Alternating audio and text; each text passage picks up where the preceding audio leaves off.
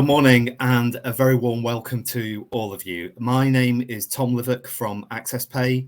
This is AccessPay's 7th episode of a series of webinars talking about finance transformation for corporates. Today's topic is the FX challenges for corporates in 2023, how to prevent currency movements impacting the bottom line. High inflation rates, rising interest rates, as we all know, and geopolitical issues will continue to dominate the foreign exchange market in 2023. FX has emerged as a strategic priority for finance executives around the world. I'm delighted to be joined by Eric Huttman, who's the Chief Executive from MillTechFX. Thank you, Tom. It's great to be here today, and good morning to all of you, and thank you for joining us. Just to very briefly introduce myself, as Tom said, I run MillTechFX, which is a fintech business that offers what we call FX as a service, enabling best execution. My background, for better or worse, has been entirely in FX. Initially at HSBC, I was a foreign exchange options trader, and then at Millennium Global Investments as a portfolio manager in the discretionary currency overlay team. Just for a bit of background, MillTech is part of the wider Millennium Global group, which is one of the largest independent currency managers with roughly $19 billion in assets under management and annual transactional FX volume of around $800 billion. So we at MillTech offer independent, comparative, multi-bank FX execution services designed specifically for corporates, as we call them, end users, so non-speculators with hedging or payment needs, with a specific goal of reducing execution costs and operational burden. So FX has definitely been in focus for many of our clients throughout much of last year and certainly as we start this year as well. So very pleased to be with you today and to share some thoughts on how to tackle some of these challenges that FX can pose. Thanks, Eric. And we really need your expertise to address some of these challenges we're going to talk through today. So just before we get started, a couple of housekeeping points. Firstly, we're going to spend maybe about next 20 minutes or so talking through these FX challenges, and we aim to finish around about 11 a.m. The session is being recorded, and the link will be available afterwards if anybody wants to replay or rewatch any of the webinar. If you have any questions, please use the chat box, which is on the right-hand side, and we'll do our best, between Eric and I, we'll do our best to answer those questions as we go. So without further ado, let's get started. First question, Eric, is really, what does a good FX setup look like? There's lots of FX companies around, and how does a business decide, how does a corporate decide what is right for them? So look, I think the first thing to note here is that there isn't necessarily some kind of one-size-fits-all panacea, but there are a few, I think, guiding principles that I think are worth bearing in mind.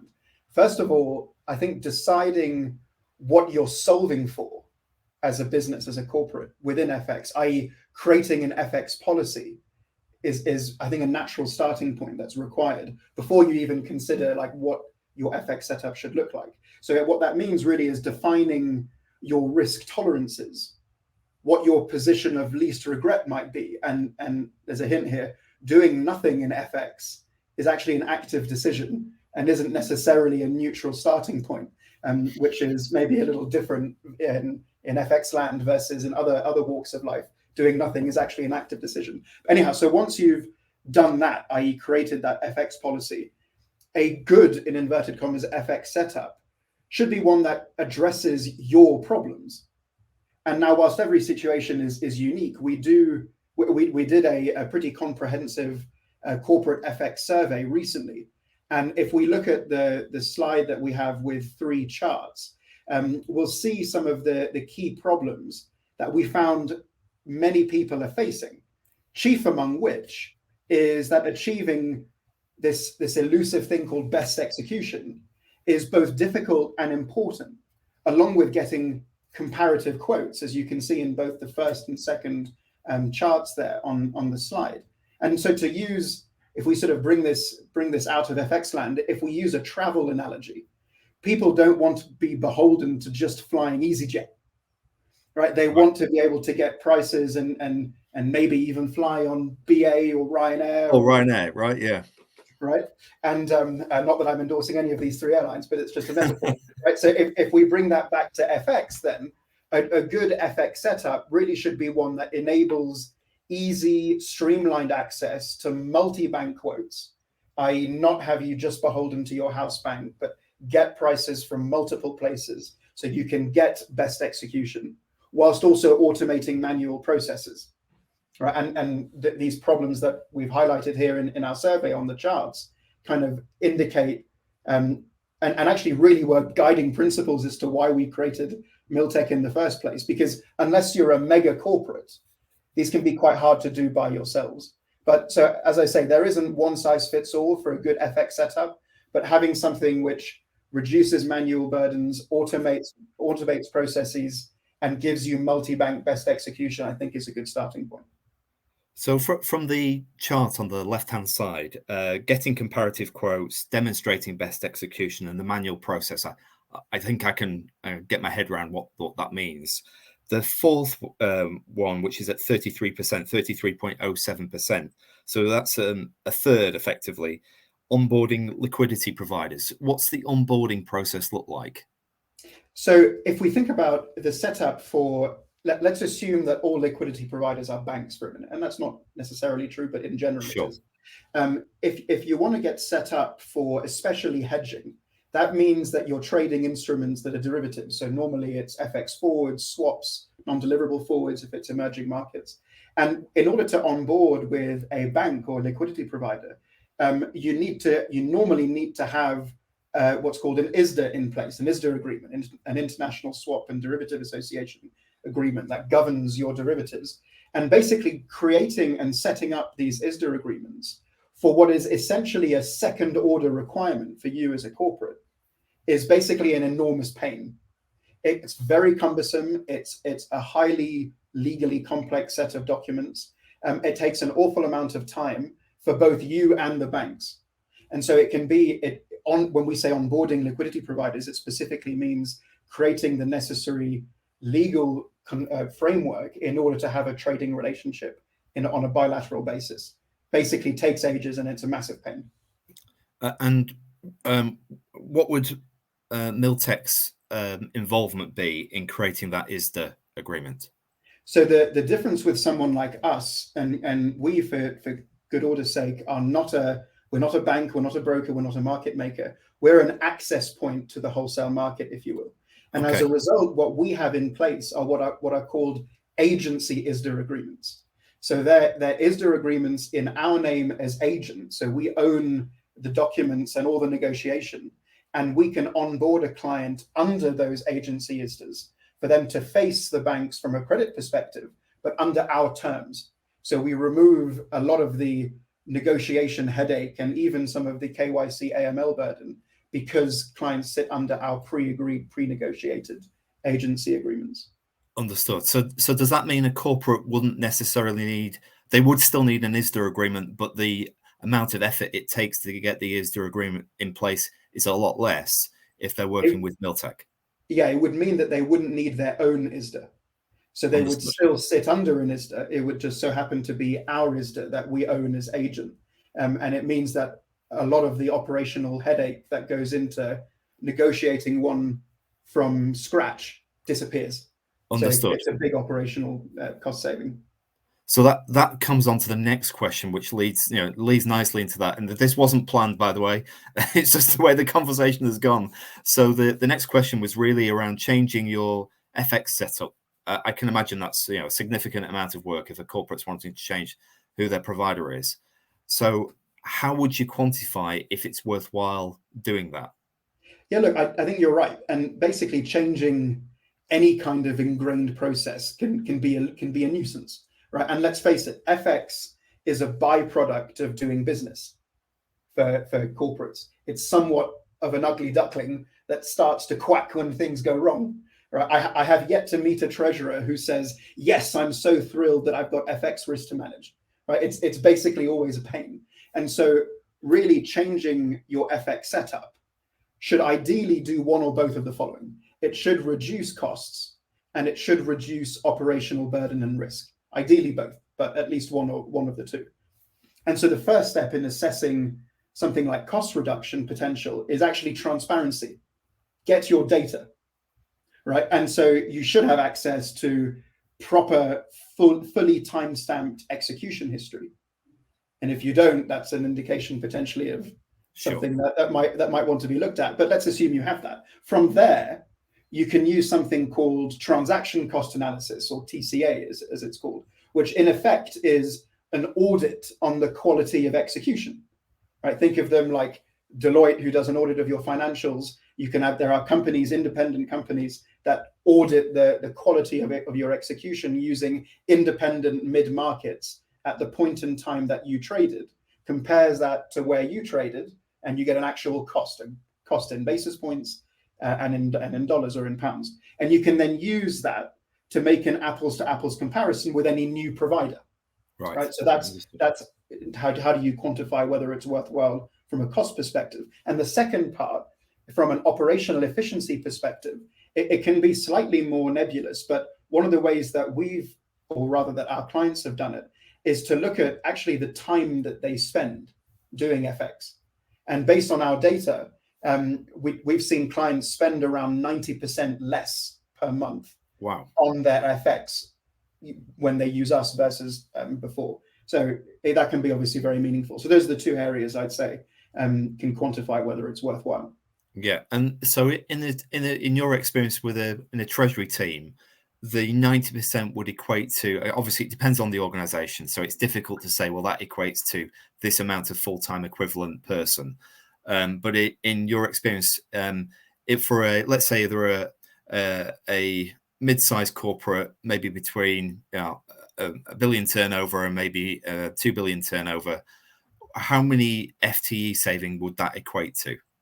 So I don't have necessarily the FTE data, but what I can tell you is based on just hours, and this is based on client feedback on telling us how long they spent doing their FX before us, and then looking at actual empirical data as to how long people spend on our platform. So the rough estimate that people give us is that they were spending around half a day a month. Wow. Sometimes more, sometimes less, but around half a day a month doing FX. And that's around doing the execution, doing the payments associated with it, doing any reconciliations that are necessary, around half a day a month doing their FX. Versus with us, on average, clients spend around 18 minutes a month on our platform. Right. So you combine that with the 94%, if you will, time saving. So that's how we look at it. It's not perfect and won't apply to everyone, but that's our experience. No, that's a useful metric. Thank you. So combine that with the reduction in the costs and the operational efficiency, there's some significant benefit, let alone the other stuff we're about to come on to. Just on those 2 points alone, there was a significant benefit in an organization thinking about what their current FX system looks like and how it could be improved. Yeah, agreed. And as I say, if those two things might not be equally weighted in people's minds. They might say, actually, you know what? Okay, cost is important, but my real problem is I'm scaling. This is taking way too long, and this is a massive pain. I've got to improve my operational efficiency. Whereas someone else might say, actually, I don't really care about time. This is purely a cost-saving thing. The beauty about it is there are ways of assessing both of them. Great. Okay, so let's move on to the next topic, which is environmental, social, and governance. So ESG really has become a buzzword maybe in the past couple of years, and ESG enhancements are really seen as a priority for most businesses in 2023.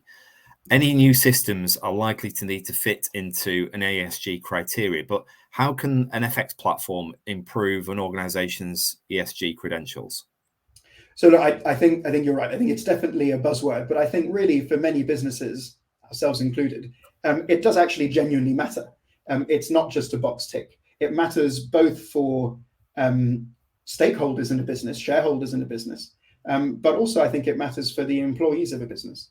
And it's certainly something that we see when we hire. But anyhow, I think there's a lot of effort that's been done in the E and the S within ESG. Rightly so. But I think that arguably it's in the G, the governance element, where there can be a lot of improvement in FX especially. And if we actually, frankly, if we look at the history of FX, it hasn't screamed strong governance. there have been a lot of, let's say, not great practices that have happened in the past 20, 30 years in FX. And it hasn't had a great name from a strong governance standpoint. That has thankfully changed and is continuing to change. But as we talked about earlier, the concept of multi-bank best execution with costs evidenced by independent third-party TCA, transaction cost analysis, is central to strong governance, I would argue, within FX. And so using a partner or a platform that demonstrates this or enables you to demonstrate it is therefore essential.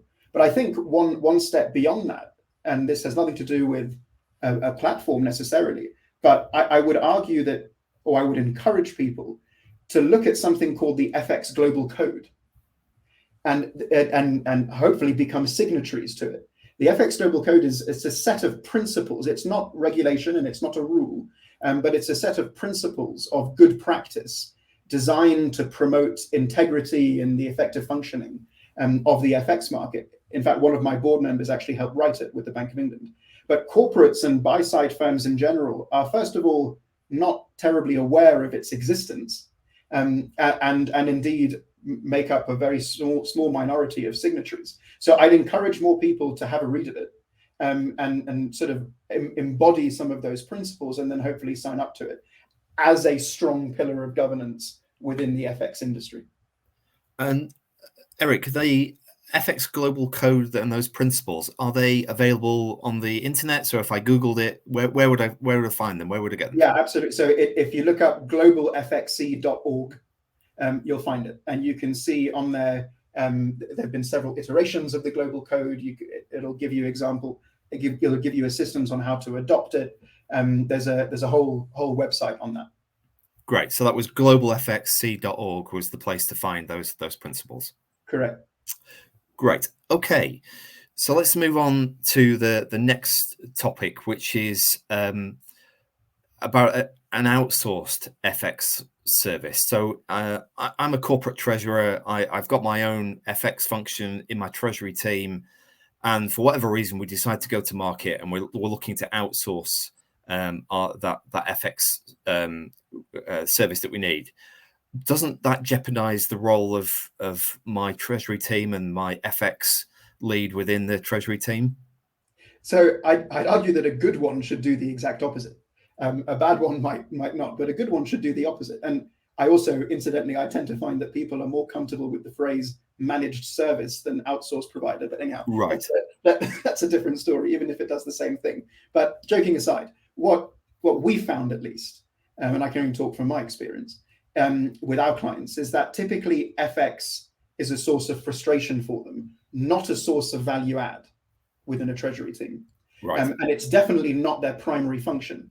Yeah. If I think about the treasury team, it normally has a function of using and moving money, with FX being a relatively ancillary function of those two core things. So this isn't about outsourcing the entire treasury function. This is about removing potential sources of pain and operational risk for something which they don't actually want to be doing if they didn't have to. So subject to fulfilling certain criteria, outsourcing FX primarily gives the team back time, I would argue, to focus on more important things, whilst at the same time giving them full visibility and transparency over their data. And so if we look at the slide that we have with a single bar chart, we can see the kind of things that people are concerned about, and frankly, rightly so. Right, the number one concern that people have here is around trust. Right, the second one is onboarding. Hey, we talked about onboarding earlier. Any kind of onboarding's generally a nuisance. There's also concern about costs, because in a normal, or I'd say outside of FX, typically when you're outsourcing something, it involves higher costs. And the other element here, which is important, is a lack of control. But so if I come back to trust, though, trust is such a key element here. And it also goes back to our point on governance a minute ago, right? With governance comes trust. You don't get trust automatically with governance, but I would argue that strong governance is a necessary ingredient to trust. But ultimately, retained oversight and control are key ingredients, I would argue, in empowering a treasury team when they choose to outsource a specific function like FX. Yeah, that's great. And going back to the point you made right at the start of this session, where you mentioned about an FX policy and making sure that the organization has a well-defined FX policy, assuming that outsourced provider is able to match that policy that's been put into place by the Treasury team in the first place, then actually should be a real positive, right? This should be as you say, rather than being an ancillary function, it allows the Treasury team to focus on the things that they actually need to process as a function. Yeah, agreed. And I would say that the starting point, as we mentioned earlier, is define the problem and then create a solution which solves that problem and have metrics that can help you keep control and oversight that you are indeed solving the right problem, not that you're solving a different problem that the outsourced provider says is the one that you should be focusing on. No, define your own problem.